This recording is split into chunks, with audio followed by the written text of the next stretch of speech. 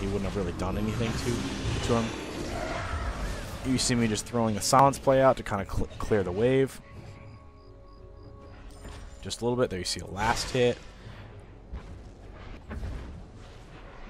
And now you just see me draining a minion to get a little bit of health back. It's one thing that's great solo Fiddles is you're just gonna drain play. That's all you're gonna do really to stay in lane. And if you guys there you see the check by the Lee Sin. Obviously these guys chose not to buy wards this time. Not very smart. Here our Jax has 5 wards. Basically we're in business. We pretty much now have complete control of this lane. We saw that the Lee Sin checked up there. Did not plant a ward on his own. Our jungler plants a ward just to make sure that he's got detection. And here you're going to see him take their blue buff. I can't remember if he hands it to me or not. I don't think he does at this point. It's not really worth his time. One thing about Fiddles. Oh, here you see a really crazy play there.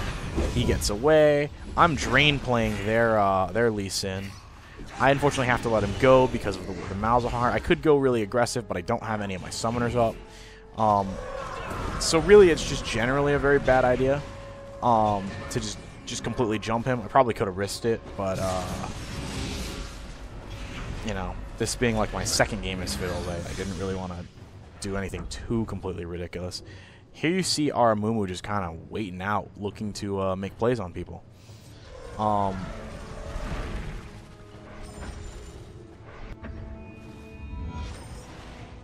You see me drain playing, 2 going down from top to mid. I'm pondering something. I pick my summoner spell, or I pick my ability, and I start walking towards mid.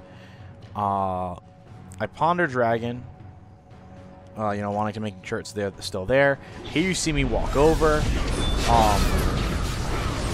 Unfortunately, I can't get there in enough time for our Mumu to survive. Now you see me kind of mess up on the ult a little bit, but not enough to really mess things up too seriously. But that's okay. You know, it happens. You make some misplays. There you see the silence play off of the, what's it called? There you see the jump. And I think I ignite played him there, just to make sure that he went down. Kind of dumb, but I wanted the last hit on it. Just made the play like I saw, and there you are. So our Kennen has blue buff, the blue buff that was stolen off of their blue.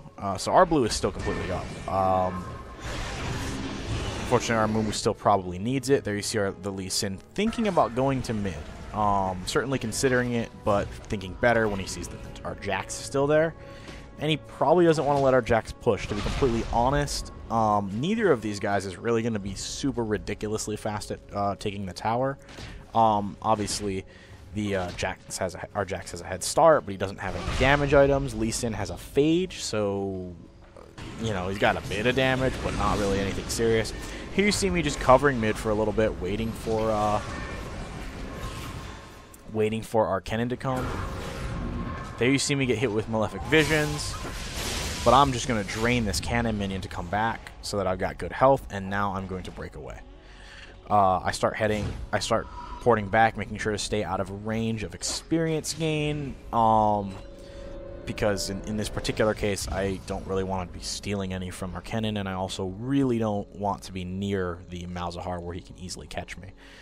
There you see me get a Sapphire Crystal. I walk back. I think I get a couple of wards. Yeah, get 2 wards because I have the money.